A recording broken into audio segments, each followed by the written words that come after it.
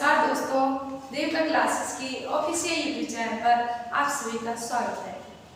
जैसे कि टीजीटी के इतिहास की श्रृंखला चल रही थी, उसमें टीजीटी की हिस्ट्री पढ़ाई जा रही थी, तो इसी प्रकार प्रागैतिहासिक काल चल रहा है। प्रागैतिहासिक काल में हम कल पाषाण काल पढ़ा। पाषाण काल मैंने बताया कि 3 भागों में विभाजित है, पूर्व पाषाण काल और मध्य पाषाण काल और नव पाषाण काल। पूर्व पाषाण काल के बारे में हम कल चर्चा कर चुके थे। अब इसके बाद में हम बात करेंगे मध्य पाषाण काल की। मध्य पाषाण काल की बात करें तो मध्य पाषाण काल का टाइम पीरियड जो है वह है 10,000 BC से 8,000 BC। या BC कह सकते हैं या ईसा पूर्व कह सकते हैं, बिफोर क्राइस्ट। अब हम देखें कि मध्य पाषाण काल के जनक किसे कहा जाता है, तो वह थे CL कालय। CL कालय के द्वारा विंध्य पहाड़ी पर सबसे पहले मध्य पाषाणिक उपकरण खोजे गए थे या मध्य पाषाण काल की सभ्यता की खोज की गई थी। अब इसके बाद में हम देखें कि इसे किस किस नाम से जाना जाता है, तो इसे अंग्रेजी में मेसोलिथिक पीरियड कहा जाता है। उसके बाद इसे संक्रमण काल कहा जाता है। इस संक्रमण काल क्या होता है कि इन्हीं 2 कालों के बीच का काल जो कि शुरुआत वाले और एंड वाले की विशेषता अपने आप में समाहित करता हो। तो इसी तरीके से जो मध्य पाषाण काल है, यह कुछ विशेषताएं नव पाषाण काल की और कुछ विशेषताएं पुरा पाषाण काल की अपने आप में समाहित करके रखता है। इसीलिए इसे क्या कहा जाता है, संक्रमण काल कहा जाता है। इस चीज को नोट कर लेना। उसके बाद में माइक्रोलिथिक पीरियड क्यों कहा जाता है? इसे माइक्रोलिथिक पीरियड इसीलिए कहा जाता है क्योंकि मैंने बताया था कि जब उच्च पुरापाषाण काल का टाइम चल रहा था तो तब क्या हुआ था, हिमयुग की समाप्ति हुई थी, जिसके कारण जलवायु में परिवर्तन हुआ था, तापमान में वृद्धि हुई थी, जिसके कारण क्या हुआ था कि नए नए जीवों की उत्पत्ति होने लगी। जब नए नए जीवों की उत्पत्ति हुई तो किसकी जरूरत थी, नए नए औजारों की जरूरत थी, सूक्ष्म औजारों की जरूरत थी। इसीलिए सूक्ष्म औजारों को बनाया जाने लगा। माइक्रो मींस क्या होता है, सूक्ष्म, तो इसीलिए इसे क्या कहा जाता है, माइक्रोलिथिक पीरियड कहा जाता है। अब हम देखें कि यह मध्य पाषाण काल जो है अपने आप में कौन सी विशेषताएं समाहित करता है, तो यह इसी टाइम पर क्या हुआ था, आग की खोज हुई थी। अब इस आग की खोज से संबंधित बात को मैं आपको बताऊं तो देखो, अगर हम निम्न पुरापाषाण काल की बात करें तो वहां आग से लोग परिचित थे। वहां का जो मानव था वह आग को जानता था कि आग होती है, लेकिन वह यह नहीं जानता था कि आग का प्रयोग कैसे किया जाता है।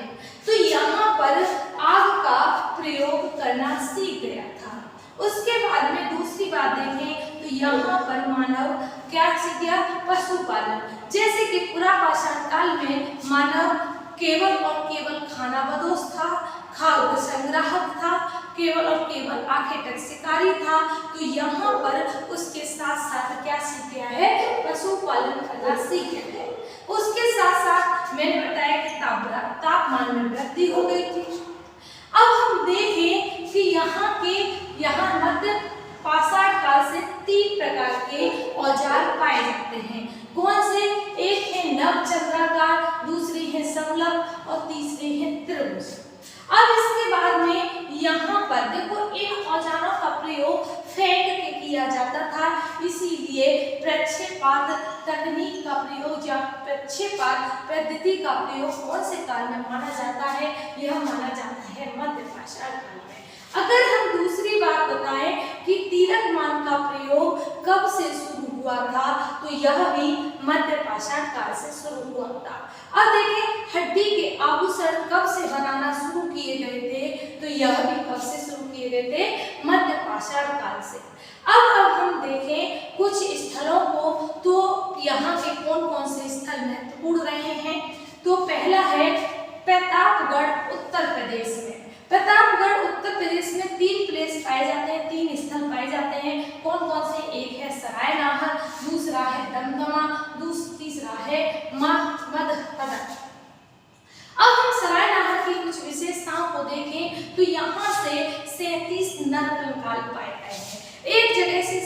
नरकंकाल पाए गए हैं, तो या तो अनुमान लगाया जा सकता है क्या कि यहाँ पर कोई नरसंहार किया गया होगा या फिर यहाँ से कोई युद्ध हुआ होगा।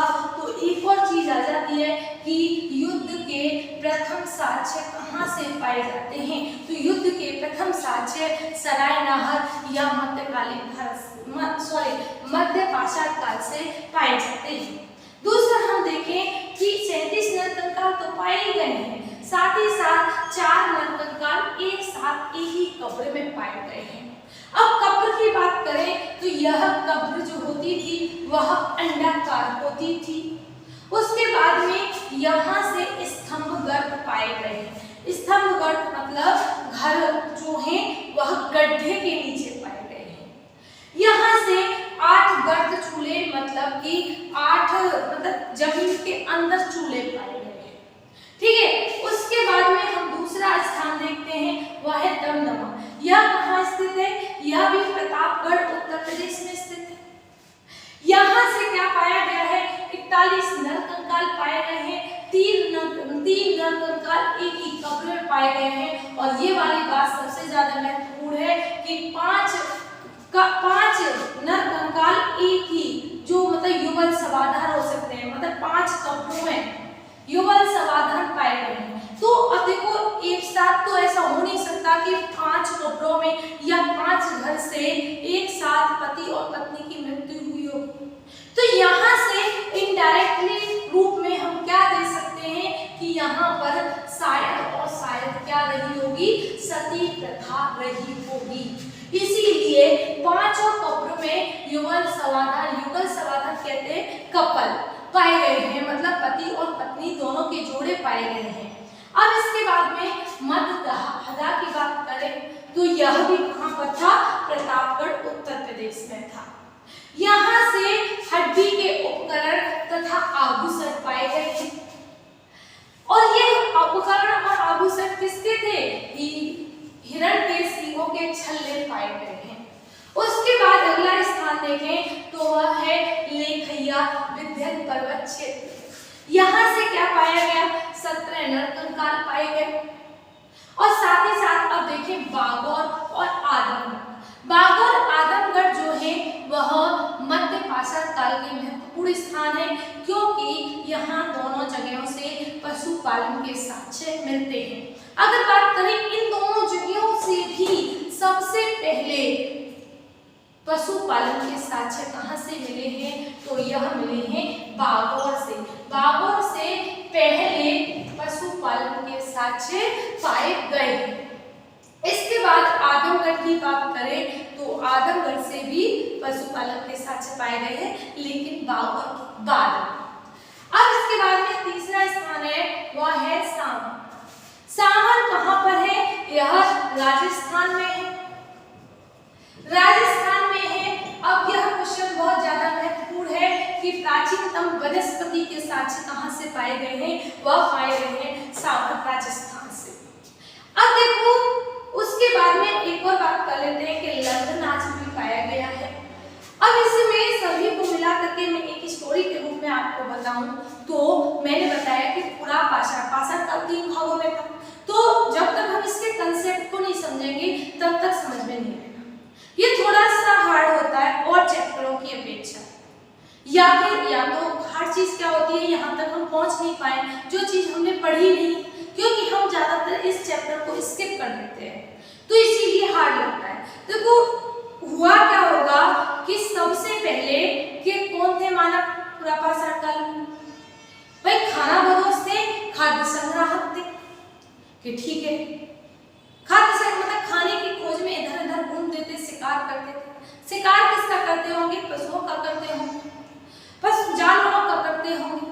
जानवरों के पीछे पीछे गए तो उन्हें जानवरों की जानकारी हो गई। कैसे? कि उन्होंने 3 भागों में विभाजित कर लिया कि कौन सा जानवर पालने योग्य है, कौन सा जानवर से बचने योग्य या जो जंगली है, या फिर कह सकते हैं कौन सा जानवर शिकार करने के योग्य है। ये 3 भागों में विभाजित कर लिया। और इन 3 भागों में विभाजित करके कुछ जो पालने योग्य थे उन्हें मध्य पाषाण काल में पालना शुरू कर दिया।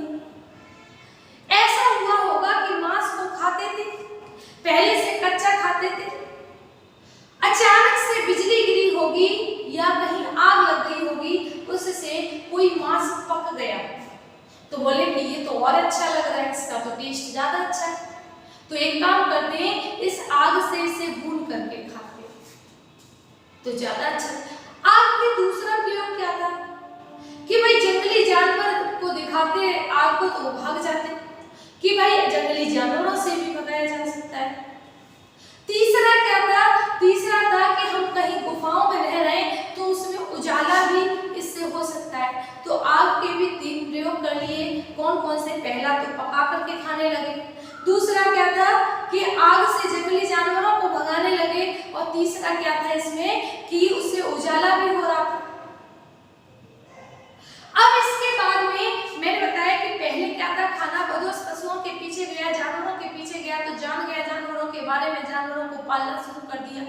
अब जानवरों को खाने के लिए कहां से लाएगा, मैंने जैसे कि टाइम पीरियड मर्ज करके दिखाया है आपको कि 10,000 ईसा पूर्व से 8,000 ईसा पूर्व कौन सा है, मध्य पाषाण काल का, और 10,000 से ही 6,000 ईसा पूर्व कौन सा है, वो है नवपाषाण काल का। इसे इधर संक्रमण काल भी कहा जाता है कि क्योंकि यहाँ पर फसलें होने लगी थी, क्योंकि जानवरों को पाल रहे हैं तो जानवरों को खिलाने के लिए क्या चाहिए भाई, फसल ही चाहिए।